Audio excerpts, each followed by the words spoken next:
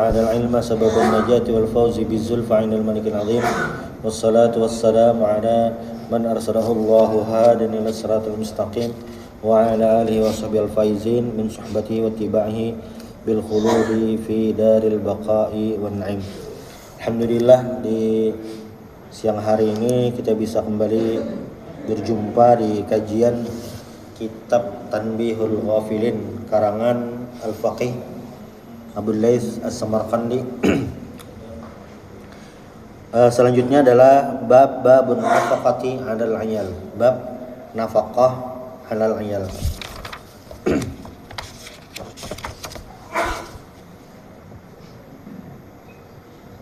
Qala Rasulullah sallallahu alaihi wasallam an Thauban radhiyallahu ta'ala anhu anna Nabiy sallallahu alaihi wasallam qala afdalud dinar dinarun yunfiquhu ar-rajul ala iyalihi wa dinarun yunfiquhu ar-rajul ala dabbatihi fi sabilillah wa dinarun yunfiquhu ala ashabihi fi sabilillah.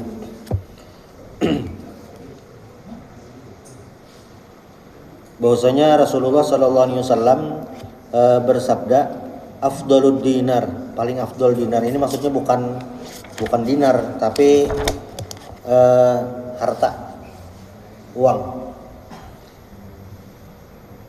Dinar atau uang yang dipergunakan seorang laki-laki ala iyalihi, untuk keluarganya. Apalagi wa dinarun yunfiquhu ar-rajul ala dabbatihi fi sabilillah, dan uang yang dibelanjakan untuk tunggangannya fi sabilillah. Dua. Yang ketiga, wa dinarun yunfiquhu ala ashabihi fi sabilillah, dan uang yang dipergunakan, dinafkahkan untuk ashabihi, sahabat-sahabatnya, fi sabilillah, di jalan Allah. Nah, qala Abu Qilabah, lalu kata Abu Qilabah, bada bil iyal, memulai dengan al-iyal. Iyal ini kan keluarga. Wa ayyu rajulin a'zamu ajran min rajulin yas'ala iyalihi as-sighar. Jadi pejuang keluarga. Nah, ini adalah memang pejuang sebenarnya untuk menafkahi keluarga. Itulah kenapa jadi Rasulullah sallallahu alaihi wasallam memberikan 3 kategori ini, dan yang pertama beliau sebutkan adalah nafaqah ar-rajul ala iyalihi, karena itu bagian daripada hal yang luar biasa afdal.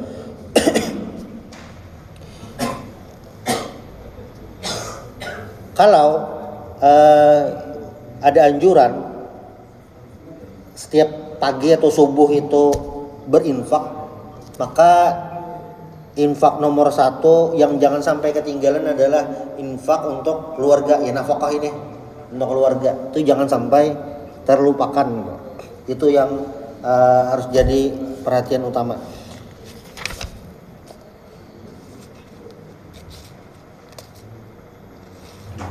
Di riwayat lain dari Abu Nuaim,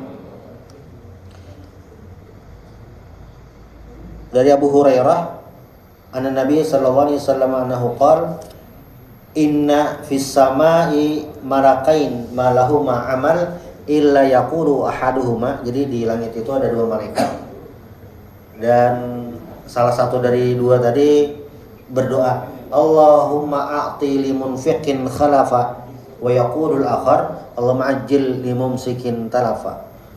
Allahumma a'ti limunfiqin khalafa, ya Allah berikanlah bagi limunfiqin, orang yang berinfak, berarti mengeluarkan uang itu, khalafan, pengganti.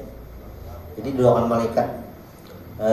Ketika kita memberikan nafkah, berinfak, itu dapat doa dari malaikat supaya langsung dapat penggantinya.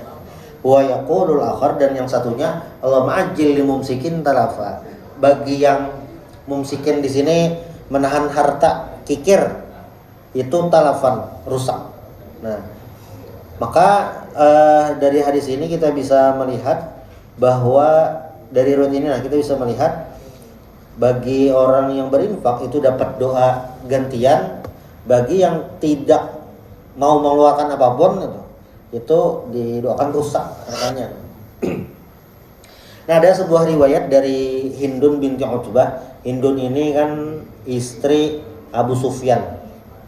Kalau kita baca sirah Nabawiyah di perang Uhud, Hindun ini adalah sosok yang sangat benci dengan Hamzah bin Abdul Muthalib. Dan Hindun ini DPO waktu Fathu Makkah. Jadi maksudnya kalau ketemu kata Nabi ini dieksekusi Hindun. Cuma akhirnya Hindun ini diampuni. Nah, ada riwayat dari Hindun ini. Jadi ceritanya Hindun ini mengadu pada Rasulullah SAW bahwasanya suami beliau Abu Sufyan ini rajulun syahihun. Rajulun syahihun, bukan sahih, syahih. Syahih ini levelnya di atas daripada bakhil. Bakhil ada di atasnya, itu syahih. Abu Sufyan ini rajulun syahih, sangat kikir. Lalu apa? Kata Hindun, nafkah untuk kami, untuk saya dan anak tidak cukup. Jadi Abu Sufyan ini ternyata memberikan nafkah untuk istri dan anak tidak cukup. Misalnya sehari keperluan 100.000, ya paling ngasihnya bisa 40, 30.000, kurang lebihnya seperti itu. Nah, lalu dijawab Nabi. Jawaban Nabi lah, khudhi ma yakfiki wa waladiki bil ma'ruf. Silahkan kamu ambil. Jadi kata Hindun tadi kan, pokoknya uang belanja itu tidak cukup kecuali kami mengambil dari dompet mungkin lah, atau tempat uang, dompet Abu Sufyan lah kira-kira itu. Dan dia tidak tahu kecuali itu. Nah, makanya kan Nabi jawab, khudhi ma yakfiki wa waladiki bil ma'ruf. Silahkan ambil di dompet Abu Sufyan, misalnya pakai dompet lah. Kalau dulu pakai brankas berarti ambil dari brankas. Ma yakfiki, cukup untukmu dan anakmu bil ma'ruf. Bil ma'ruf itu maksudnya sesuai keperluan. Nah, di hadis ini adalah karena nafkah suami untuk istri itu hukumnya wajib, nafkah seorang ayah kepada anak itu wajib. Kalau si suami tidak memberikan, si istri boleh mengambil sendiri. Nah, dari situ.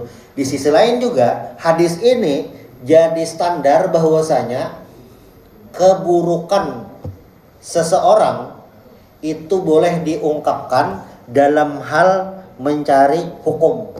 Boleh. Ini kan aib suami nih. Abu Sufyan ini bakhil, sangat bakhil.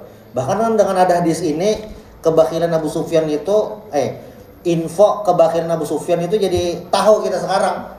Gitu. Tetapi di sisi lain ya ini bagian daripada ifta, minta fatwa. Boleh yang seperti itu. Pengungkapan keburukan tapi untuk minta fatwa. Nah, saking wajibnya berarti si istri boleh mengambil sendiri uangnya. Nah, itu wajib. Maka kewajiban ini jangan sampai terabaikan. Itu satu. Lalu yang kedua, karena ini memang wajib sehingga pahalanya pun besar. Makanya tadi Nabi di riwayat Imam Muslim di bab fadlun nafaqah 'alal iyal, kata Nabi afdalud dinar, paling afdal itu adalah nafkah yang diberikan suami kepada istri. Nah, nafkah ini sebenarnya ada macam-macamnya.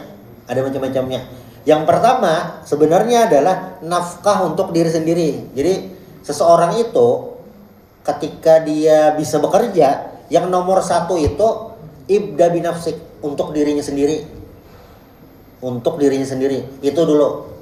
Nah, lalu yang kedua dari atas ke bawah, al-usul al-furu', nafaqatul usul al-furu'. Atas ke bawah itu maksudnya dari ayah ke anak. Kewajiban nafkah itu dari ayah ke anak. Kalau si ayah tidak bisa atau meninggal, ini hierarkinya sebenarnya yang mungkin di kita banyak yang belum tahu atau kurang paham. Jadi kalau ayahnya tidak bisa, maka ke atas itu siapa? Kakek. Jadi ayah tidak bisa, ke atas kakek. Itu dari bawah lah, bahasa fikihnya usul ke furu'. Usul itu asal, ayah, kakek. Furu' itu cabang secara arti, yaitu anak, cucu. Lalu dari bawah ke atas, furu' ke usul, anak ke orang tua. Anak ke orang tua. Nah ini tentu ada syarat. Syaratnya apa? Ya si anak memiliki kemampuan menafkahi orang tua. Nah itu syaratnya. Jadi kalau sekarang kita melihat di TikTok, di Reels, YouTube Short itu tentang generasi sandwich, itu ya sebenarnya ada yang kurang. Kenapa? Persyaratan kemampuan si anak. Jadi bilanya tidak mampu, ibarat gajinya UMR atau gajinya itu cukup untuk diri sendiri, maka tidak ada kewajiban menafkahi orang tua. Sebenarnya itu. Tapi kalau memaksakan diri, silahkan. Cuma kan dalam fikih itu membahas tentang batasan kewajiban. Lebih daripada itu, sholat bagi laki-laki itu auratnya antara pusat dan lutut. Berarti kalau ada orang sholat pakai sarung, cuma pakai baju kaos singlet, sholatnya sah, tapi etikanya yang nol, sholatnya sah. Nah, fikih itu hanya membahas tentang sampai di sana tuh, wajibnya itu sampai di mana. Nah, itu yang nafkah. Kamu tadi untuk diri sendiri dari usul ke furu', atas ke bawah itu, dari bawah ke atas, lalu nafaqatuz zauj 'ala zaujah, suami ke istri.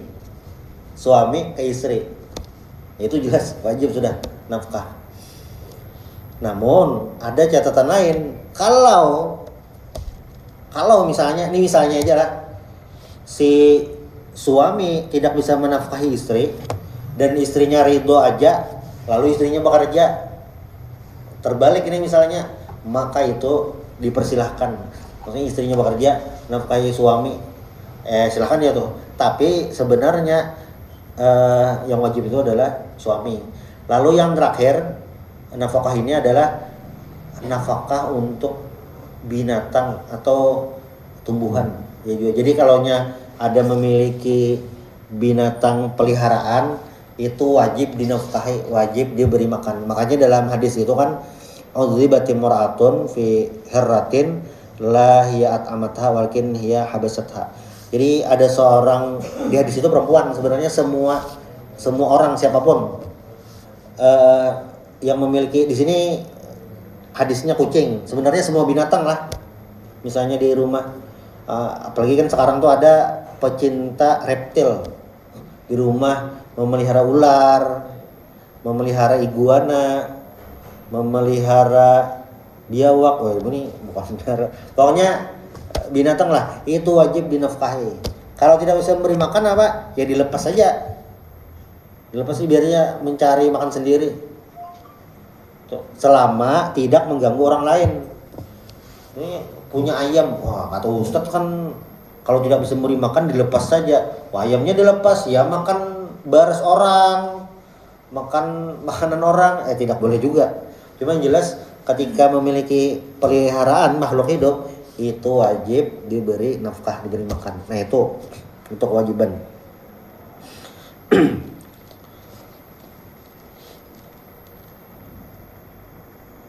Di riwayat lain ini dari Makhul dari Nabi sallallahu alaihi wasallam anhu qala, man talabad dunya halalan istighfafan anil mas'alah wa sa'yan ala iyalihi, siapa yang mencari dunia, maksudnya bekerjalah, halalan, ya mencari rezeki halal itu. Istighfafan anil masalah, istighfafan itu menjaga diri daripada minta-minta. Bekerja tidak minta-minta. Wa sa'yan ala ayalihi, bekerja untuk keluarganya.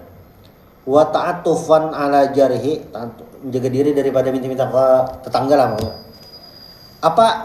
Apa yang terjadi? Jaa yaumal qiyamati wa wajhuhu kal qamari lailatul badar.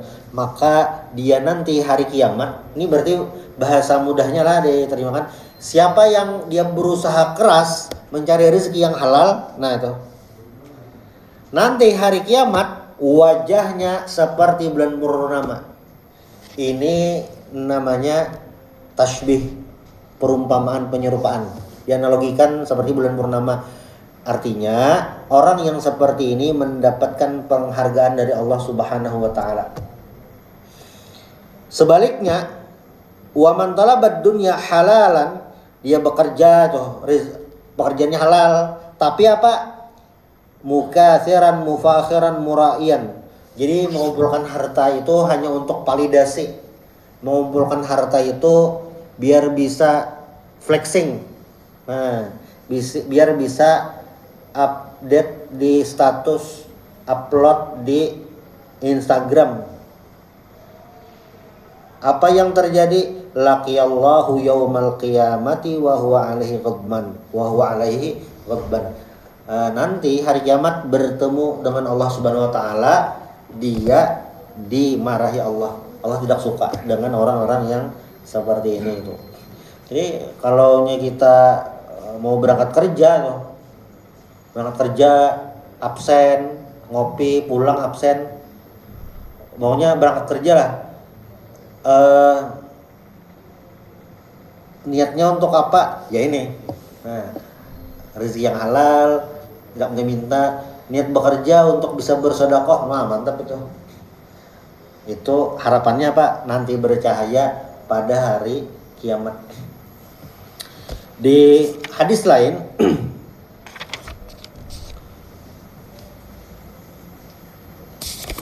jadi ini riwayat Abi Kabsyah. Qala darablana Rasulullah sallallahu alaihi wasallam.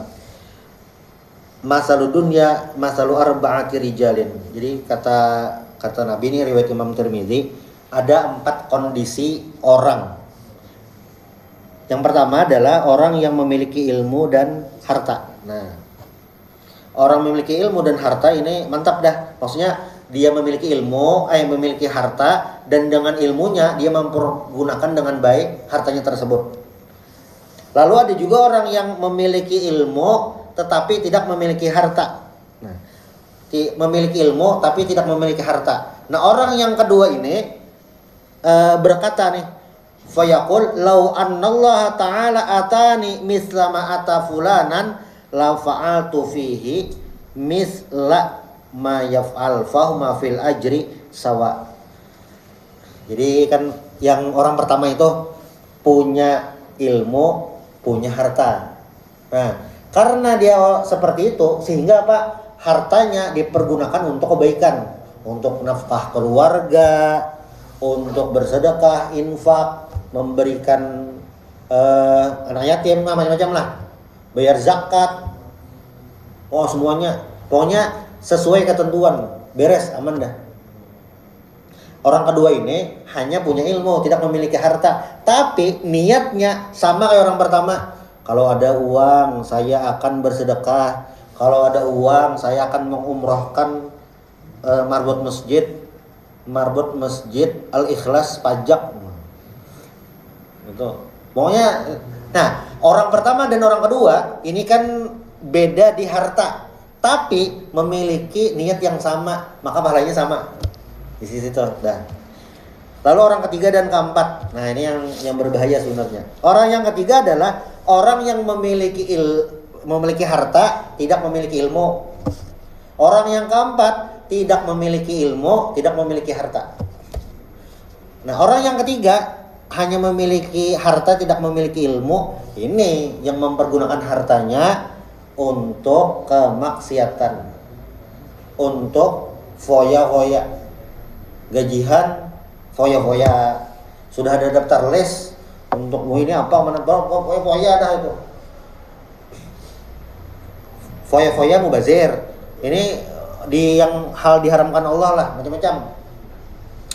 Ya, itu yang orang ketiga. Yang keempat ini kan tidak punya harta, tidak punya ilmu tuh. Tapi dia memiliki niat. Apa niatnya? Lau annallaha ta'ala atani misla ma ata fulanan la fa'altu fihi misla ma yaf'al fahuma fil wizr sawa.